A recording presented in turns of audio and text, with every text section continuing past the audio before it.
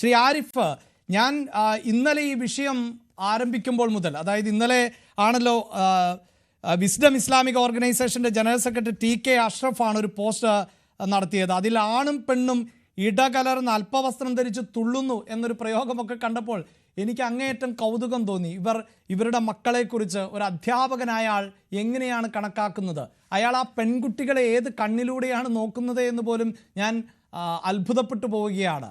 അല്പവസ്ത്രം ധരിച്ചെത്തിയാൽ സ്വന്തം ക്ലാസ്സിലെ ഒരു പെൺകുട്ടി മറ്റൊരാളായി മാറുമോ, അല്ലെങ്കിൽ ഒരു ആൺകുട്ടി മറ്റൊരാളായി മാറുമോ എന്നൊക്കെയുള്ള അത്ഭുതം എനിക്കുണ്ട്.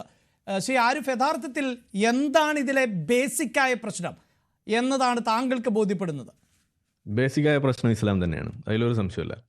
അതെന്താണെന്ന് ഞാൻ പറഞ്ഞുതരാം. അതായത് ഇവിടെ ഇപ്പോൾ നമ്മൾ കണ്ടത് എന്താണ്, ഒരു തട്ടിപ്പാണ് ഇവിടെ നടത്തിക്കൊണ്ടിരിക്കുന്നത്. ഇവിടെ ഇരിക്കുന്ന CP അബ്ദുൽ എന്താണ് ആൾ പോലും സലീം ആളും ചെയ്തുകൊണ്ടിരിക്കുന്ന ഹിലാൽ ചെയ്യുന്നതും അത് തന്നെയാണ്. കാരണം എന്താണ്, ഇവിടുത്തെ പ്രശ്നം പഠനമില്ലായ്മയോ അതല്ലെങ്കിൽ മറ്റു കാര്യങ്ങളൊന്നുമല്ല. ഇവിടുത്തെ പ്രശ്നം എന്താണ്, ഈ ഒരു വിഷയം ഇവിടെ അവതരിപ്പിക്കുമ്പോൾ അതിന് ആദ്യമേ തന്നെ പറഞ്ഞു വെക്കുന്ന എന്താണ്, ആഭാസം എന്ന് വിളിച്ചത് ഫൈസി, ഇതേപോലെ അല്പവസ്ത്രധാരികളുടെ അഴിഞ്ഞാട്ടം എന്നുള്ള രീതിയിൽ പറഞ്ഞു വെച്ചത് ഇവിടെ മറ്റൊരാൾ.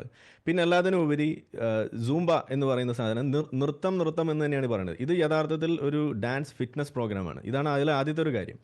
ഇതുപോലും മറച്ചു വെച്ചുകൊണ്ട് ഇതൊരു ഫിറ്റ്നസ് പ്രോഗ്രാം ആണ് എന്നും അത് ചെയ്യുമ്പോഴുണ്ടാകുന്ന എയറോബിക് ബെനിഫിറ്റ്സിനെ കുറിച്ചിട്ടുള്ള പഠനങ്ങളും മറ്റ് നിരീക്ഷണങ്ങളും അവിടെ ഉണ്ടായിരിക്കെ ലഹരിയിൽ ഇതിനെന്തോ ഗുണമുണ്ടോ ഇല്ലയോ എന്നൊക്കെ വലിയ കൊണാണ്ട്രം ചോദ്യമൊക്കെ വെച്ച് ചെയ്യുമ്പോൾ സത്യത്തിൽ ഇവർ ശ്രമിക്കുന്നത്, ഇവർക്ക് ഉണ്ടായിപ്പോയിട്ടുള്ള ഒരു അബദ്ധം അല്ലെങ്കിൽ പിടിക്കപ്പെട്ടുള്ള ഒരു അവസ്ഥ ഈ പറയുന്ന താലിബാനിസ് ഇവിടെ ഇറക്കാൻ നോക്കി, അതായത് ഇസ്ലാമിൻ്റെ യഥാർത്ഥ മുഖം ഇവിടെ ഇറക്കാൻ നോക്കിയപ്പോൾ അത് പിടിക്കപ്പെട്ടു.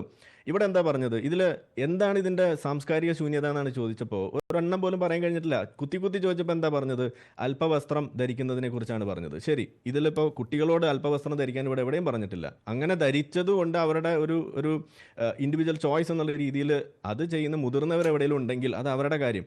സ്കൂൾ കുട്ടികളടുത്ത് അങ്ങനെ പറഞ്ഞിട്ടുണ്ടോ? ഇല്ല. അപ്പോൾ പിന്നെ ഇവിടെ അത് പറയാനുള്ള അവസരം ഉണ്ടോ? ഇല്ല.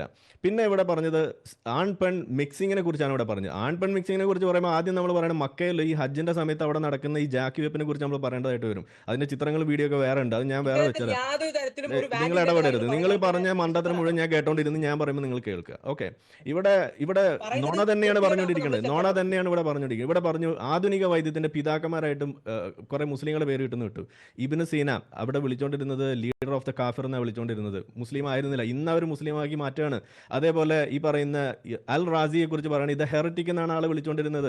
ഇതേപോലുള്ള ഗസാലി ഇമാമിനെ പോലുള്ള ആളുകൾ പറഞ്ഞിട്ടുള്ള യാഥാർത്ഥ്യം അവിടെ ഉണ്ടായിരിക്കും. അതൊക്കെ ഒളിപ്പിച്ചു വെച്ചിട്ട് അവരുടെ പിടിക്കപ്പെട്ടുണ്ടായുള്ള അവസ്ഥയെ മറികടക്കാൻ വേണ്ടിയിട്ട് ഇതേപോലെ തട്ടിപ്പ് നടത്തുകയാണ്. ഇതിനെക്കുറിച്ച് എന്തെങ്കിലും പറയാനുണ്ടെങ്കിൽ വെല്ലുവിളി നമ്മൾ മുന്നേ വെച്ചിട്ടുണ്ട്. അതിൽ വന്നിട്ട് ആദ്യം പൊതുവേദിയിൽ വന്ന് സമ്പാദിക്കുക, അതിന് തയ്യാറാവും. അല്ലാതെ ഇവിടെ വന്നിരുന്നിട്ട് ചുള്ളിന് കാര്യം നേടാൻ നോക്കിയാൽ നടക്കില്ല. അതവിടെ നിൽക്കട്ടെ. ഇനി നിങ്ങൾ ഇടപെടാതിരിക്കൂ, ഒന്ന് ക്ഷമ കൈക്കൊള്ളൂ. അസ്വബ്റു നിസ്ഫുൽ ഈമാൻ. ഓക്കെ, ക്ഷമ കൈക്കൊള്ളും. ഓക്കെ, നിങ്ങൾ പറഞ്ഞ മണ്ടത്തിലൊക്കെ ഞാൻ കേട്ടോണ്ടിരുന്നു. ഓക്കെ, ശരി, തുടരും. അപ്പൊ ഞാനിതിൽ പറയുന്നത് ഇത്രയേ ഉള്ളൂ. ഇതിന്റെ പ്രശ്നം എന്താണ്, ഇസ്ലാമാണ്. ഇവർ പറഞ്ഞ അല്പവസ്ത്രം ധരിക്കരുത് എന്ന് പറഞ്ഞു, അതൊരു പ്രശ്നമാണ്. ഓക്കെ, അല്പവസ്ത്രം അല്ലെങ്കിൽ പിന്നെ എന്താണ് ധരിക്കേണ്ടത്? ഇവരുടെ തന്നെ ലോജിക്ക് എന്താണ്, പർദ്ദ അല്ലെങ്കിൽ ബിക്കിനി, ഇതല്ലാതെ അതിന്റെ ഇടയിൽ ഒരു സാധനം ഇല്ല ഇവർക്ക്. അപ്പൊ പിന്നെ അവിടുത്തെ കാര്യം എന്താണ്, പർദ്ദ ധരിക്കുക. ഇതാരാ പറഞ്ഞത്? ഇത് പറഞ്ഞത് താലിബാൻ പറയുന്നു. താലിബാൻ പറയുന്നത് എവിടെ നോക്കിയിട്ടാണ്? മുഹമ്മദ് നബി പറയുന്നത് നോക്കിയിട്ട് അല്ലെങ്കിൽ ഇസ്ലാം പറയുന്നത് നോക്കിയിട്ട്. അപ്പൊ ഇസ്ലാമാണ് താലിബാൻ പറയുന്നത്, താലിബാൻ പറയുന്നതാണ് ഇവിടെ ഹിലാൽ എന്ന് പറയുന്നത്. ഇത് തന്നെയല്ലേ ഇസ്ലാം? അപ്പോൾ ഈ പറയുന്നത് താലിബാനിസമാണ്. Point number 1. ഇനി അടുത്തത് പറഞ്ഞു മിക്സിംഗ്. നിങ്ങളൊന്ന് സമാധാനിക്കോ പൊന്നു ഹിലാലെ, നിങ്ങൾ പറയുന്ന മണ്ടത്തിലൊക്കെ ഞാൻ കേട്ടോണ്ടിരുന്നു. ക്ഷമ കൈക്കൊള്ളൂ. അസ്വബ്റു നിസ്ഫുൽ ഈമാൻ. ക്ഷമ കൈക്കൊള്ളൂ. ഓക്കെ, ഞാൻ പറയട്ടെ. ഞാൻ താങ്കളിലേക്ക് വരാം, താങ്കളിലേക്ക് എത്താം. ഓക്കെ, മിക്സിംഗ് ആണ് ഇവിടുത്തെ പ്രശ്നം പറഞ്ഞത്. ഈ മിക്സിങ്ങിന് താലിബാൻ എന്താ അവിടെ ചെയ്തത്? അവർ മറകെട്ടാണ് ചെയ്തത്.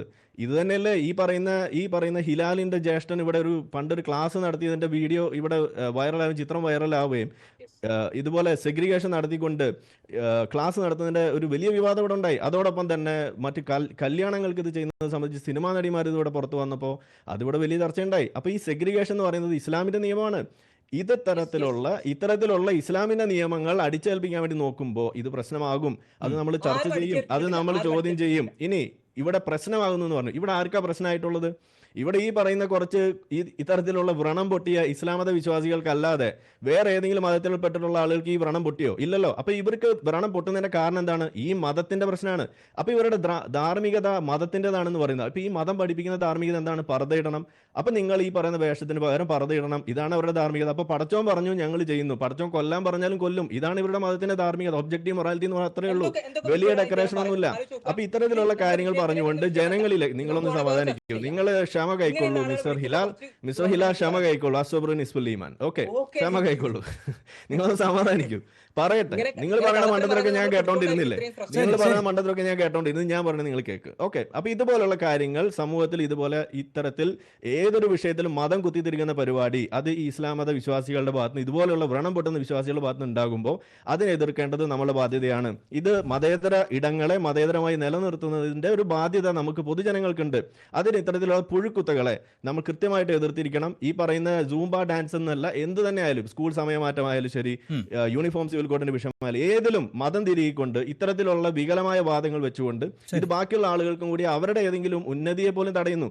ഈ സ്ത്രീ വിദ്യാഭ്യാസത്തിന് പോലും എതിരെ നിന്നിരുന്ന ആളുകളാണ്. അഫ്ഗാനിസ്ഥാനിൽ ഇവരതാണ് ചെയ്തുകൊണ്ടിരിക്കുന്നത് ഇപ്പോഴും. ഇത് നമ്മൾ ചൂണ്ടിക്കാണിക്കുമ്പോൾ അത് ഇവർക്ക് ഉൾക്കൊള്ളാൻ കഴിയുന്നില്ല. അവർക്ക് നാണക്കേടാവുമ്പോൾ അവർ പല ന്യായങ്ങളും നിരത്തും. ജനാധിപത്യ മര്യാദയെ കുറിച്ച് പറയും, അതല്ലെങ്കിൽ ഈ പറയുന്ന ശാസ്ത്രീയ പഠനത്തെ കുറിച്ച് പറയും. അതൊക്കെ ഇവിടെ ഉണ്ടെങ്കിൽ തന്നെയും നിങ്ങൾ സമ്മതിക്കും. ഒപ്പനയാണ് കളിക്കണമെന്ന് വിചാരിക്കുക, നിങ്ങൾ സമ്മതിക്കും. മ്യൂസിക് ഹറാമാണെന്ന് പറയും. പ്രസംഗിച്ച് നടന്ന ആളാണ് ഇവിടുത്തെ മുജാഹിദ് ബാലിശ്ശേരി. ഈ പറയുന്ന യേശുദാസിന് പാട്ട് കേട്ടാൽ ആരെങ്കിലും നന്നാവുമോ എന്ന് പച്ചയ്ക്ക് ഇവിടെ ചോദിച്ചിട്ടുണ്ട്. അപ്പൊ ഇതുപോലെ മ്യൂസിക് പോലും ഹറാമാക്കുന്നത് നിങ്ങളെ പോലെയുള്ള ഈ വിസ്ഡം തീവ്രവാദികളെ പോലെയുള്ള ആളുകൾ ഇത്തരത്തിലുള്ള കാര്യങ്ങളെ നയിക്കുമ്പോൾ നമ്മൾ സൂക്ഷിക്കണം.